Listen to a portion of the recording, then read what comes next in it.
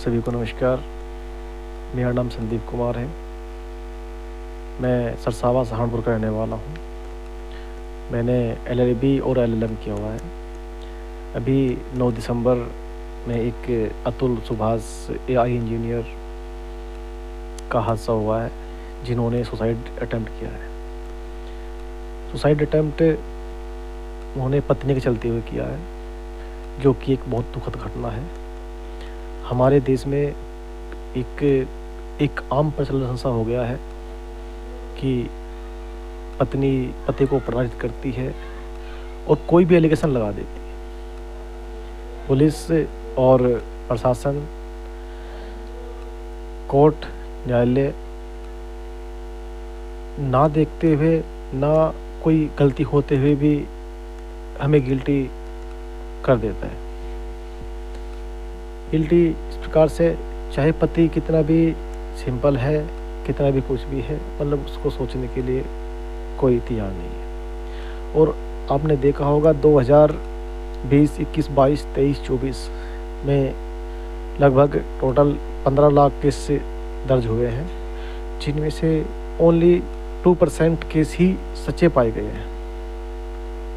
मैं ये नहीं कह रहा कि 498 या कोई भी महिला जो एक्ट है गलत है, लेकिन इनका जो दुरुपयोग लेडीज करती है पति को प्रताड़ित करने में, वो बिल्कुल गलत है। मैं भी इसी का शिकार हूँ।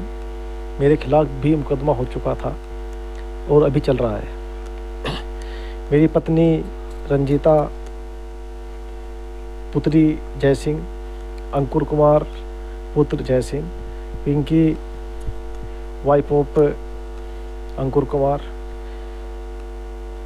चमेली वाइफ ऑफ जय सिंह, विजेंद्र पुत्र कुंदन सिंह, जो कि रंजीता का चचेरा भाई है, मेरी पत्नी का चचेरा भाई है, और उनकी पत्नी बलराज सनो बाबूराम, जो कि उनके मेरे साडू साहब हैं, यानी कि मेरी पत्नी के जीजा जी हैं। इनके इससे गलत अफेयर हैं मेरी पत्नी के। मधु वाइफ ऑफ बलराज, पंकज कुमार के पिताजी का नाम मुझे पता नहीं है, ये भी इनके बहनोई है, इनसे भी उसके गलत संबंध है। योगेश कुमार, ये मेरे तीनों साडू हैं, बलराज, पंकज और योगेश। ये मेरी पत्नी है जिसने मेरे ऊपर एलिगेशंस लगाए हैं। एलिगेशंस क्या है कि हमने 15 लाख रुपए शादी में दिए, नगद कैश दिया है, 10 तोला सोना दिया है, बाइक दी है, और मेरे द्वारा अपनी पत्नी रंजीता को मार पिटाई की गई है, जो कि बिल्कुल निराधार है। इसका कोई साक्ष्य नहीं है उनके पास। अब बात आती है कि ये घटना घटी क्यों है, मेरे साथ ऐसा केस क्यों हुआ है। ये ट्रांजैक्शंस हैं आपकी 1,54,000 की ऑनलाइन ट्रांजैक्शंस हैं, जो कि मैंने अपने साले साहब को उसके काम के लिए दिए थे। मैंने कभी 15,000, कभी 50,000, कभी 20,000 रुपये, 1,54,000 की ट्रांजैक्शन मैंने ऑनलाइन की है, और 1 लाख रुपये नगद कैश मैंने उनको दिया है अपनी ज़मीन को गिरवी रख करके, अपनी पुरखों की ज़मीन को गिरवी रख करके। उसके बाद मेरी पत्नी बीमार हो गई, रंजीता। ये मेरा बेटा है। मेरे बेटे के जन्म के होने के तुरंत बाद ही ये अपने मायके चली गई। वहाँ पर जाने के बाद इसने उल्टा सीधा खाना खाया। खाना खाने के बाद में ये बीमार हो गई। ये एडमिट की इनकी तस्वीर है, जो मैंने CCTV से ली है, रिकॉर्डिंग और पेन ड्राइव मेरे पास सब कुछ है, रिकॉर्ड है, ऑन रिकॉर्ड मेरे पास है। ट्रीटमेंट में मैंने जो मुझे नहीं कराना चाहिए, मैंने वो ट्रीटमेंट भी इनका कराया है। पूजा पाठ, ये पूजा पाठ भी कराई है मैंने इनके बीमार होते हुए, ठीक है।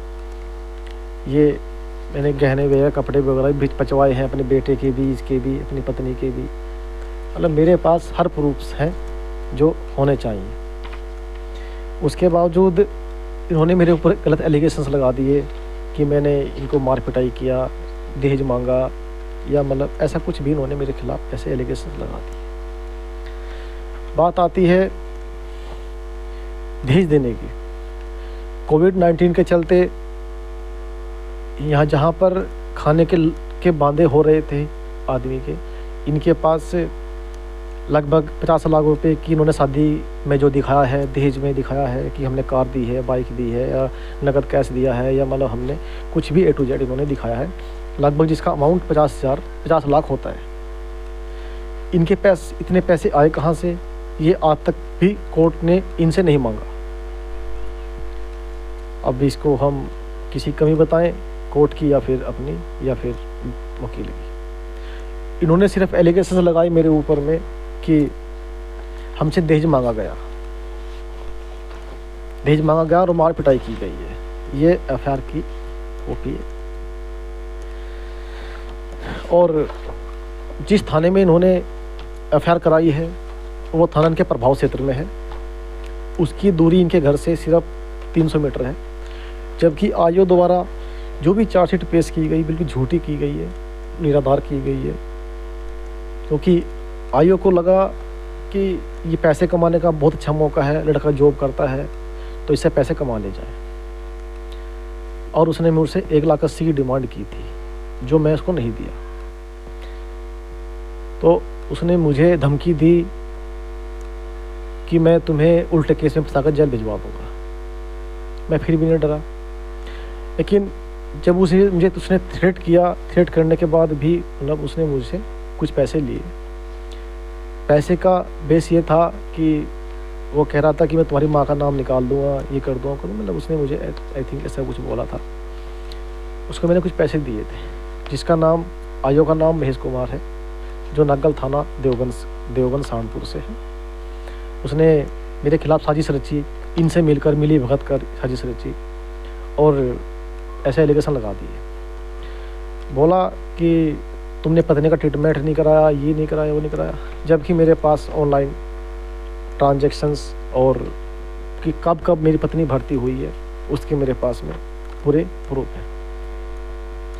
पत्नी के ट्रीटमेंट के लिए मैंने उसको एम्स, ऋषिकेश और बुराड़ा, ठीक है, सहारनपुर अस्पताल में, सक्षम अस्पताल, और जहाँ पर भी मुझे ऐसा लगा कि हाँ ट्रीटमेंट होना चाहिए, मैंने वहाँ पर कराया।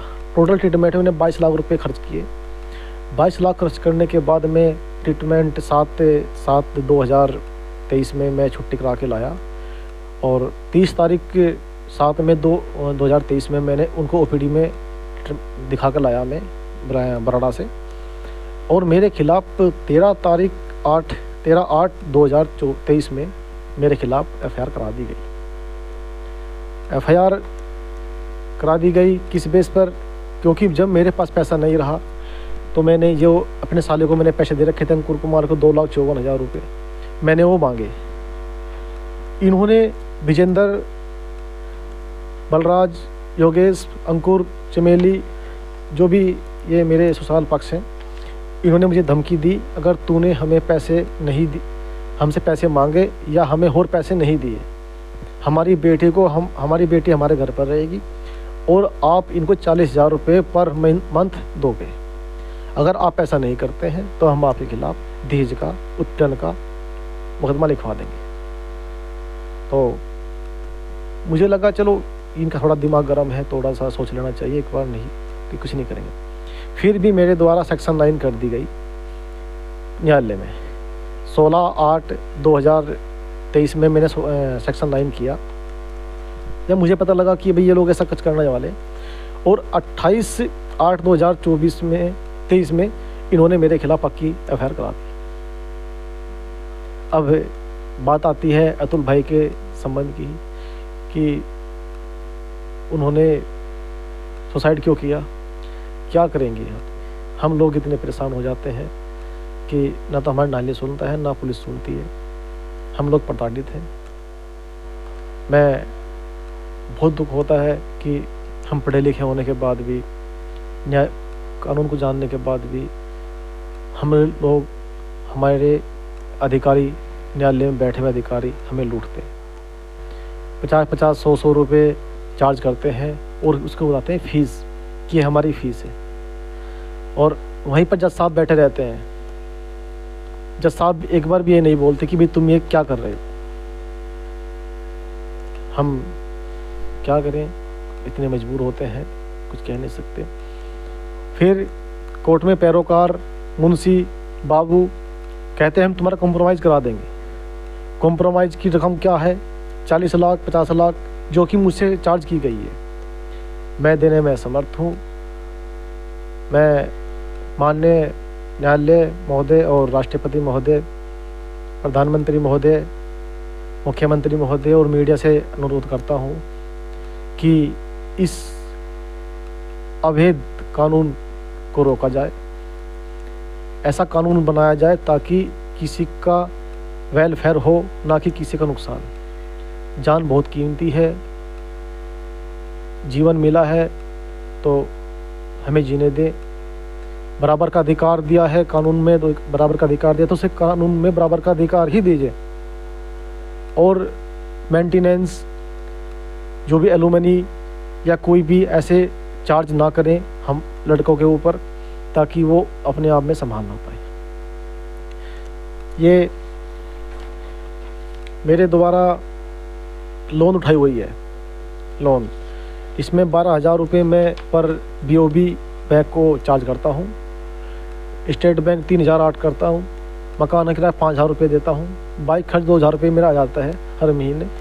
और मेरे खाने खर्ची में 6,000 रुपये समथिंग आ जाता है हर महीने का। माँ की दवा, मेरी माँ बूढ़ी है, उसकी दवा में 5,000 रुपये मैं चार्ज करता हूँ। बिजली का बिल, मेरा गांव का बिल आता है 1,200 रुपये के समथिंग आ जाता है हर महीने का।